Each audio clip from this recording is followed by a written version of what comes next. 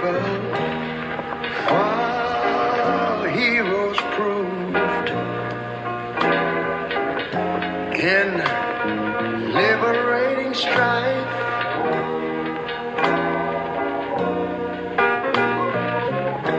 Who more than self their country loved, and mercy more than life.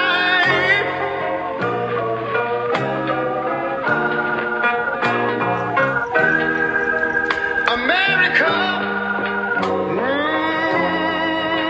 America,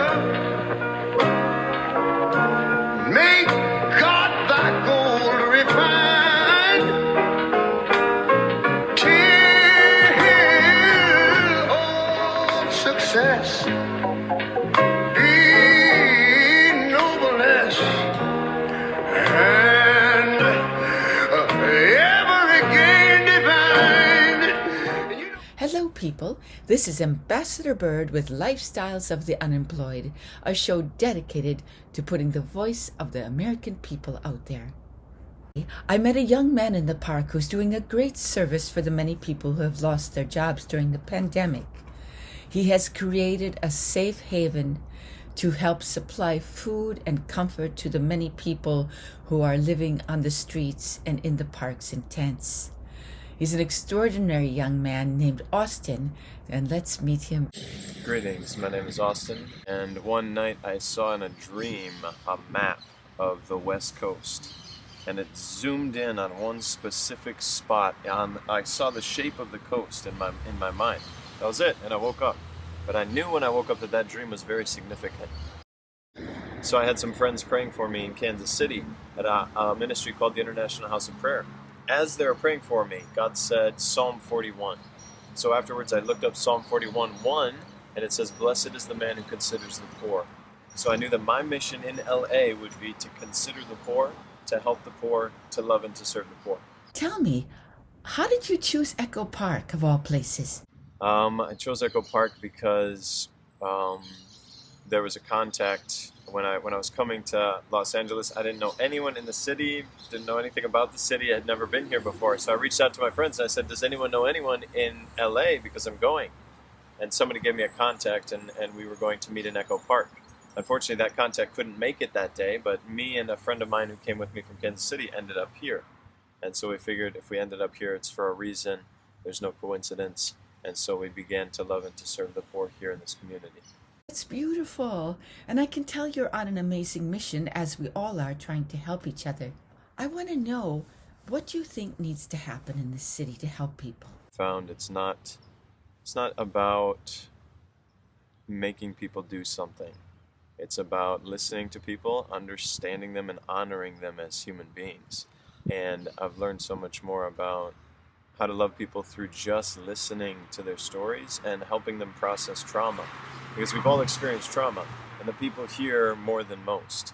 And so as you get to a place of trust with people and just listen to them, soon you'll find that what is coming out of their heart is trauma that they've suffered, that they're trying to process. They don't know how to process it. Talking about trauma, and absolutely I agree, a lot of people are going through a trauma. They've had their jobs and their lives stolen from them. People are confused and troubled. They don't know how they're going to get through this.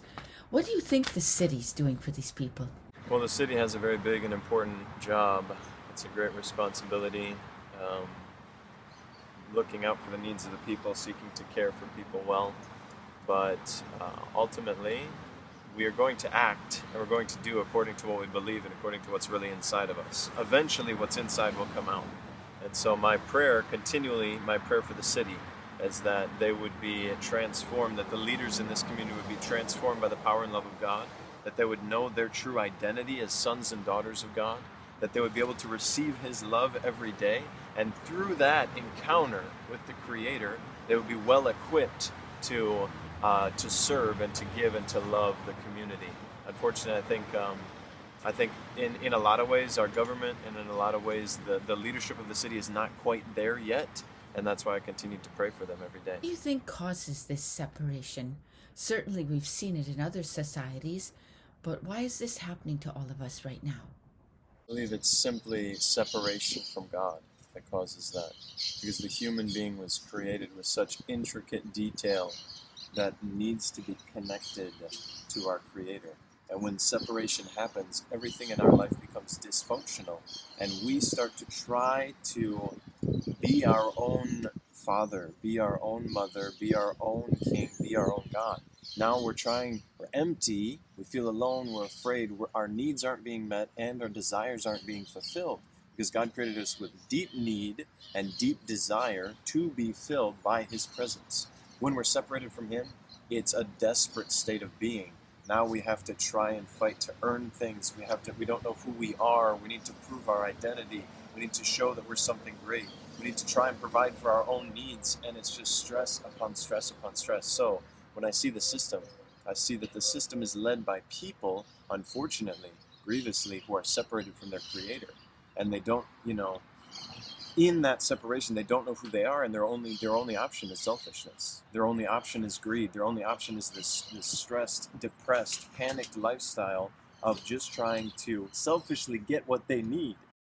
And ultimately, they're not walking in love. They're not walking in sincerely caring about the best interests of the people.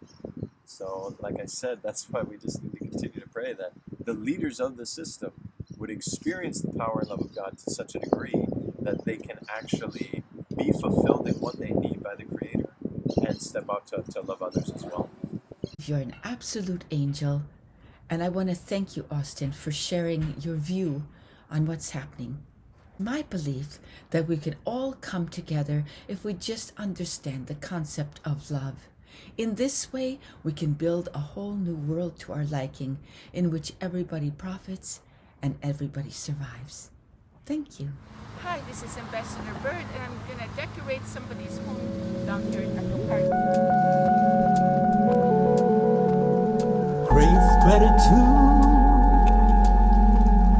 precious attitude. Won't you show me the way? Won't you come home with me?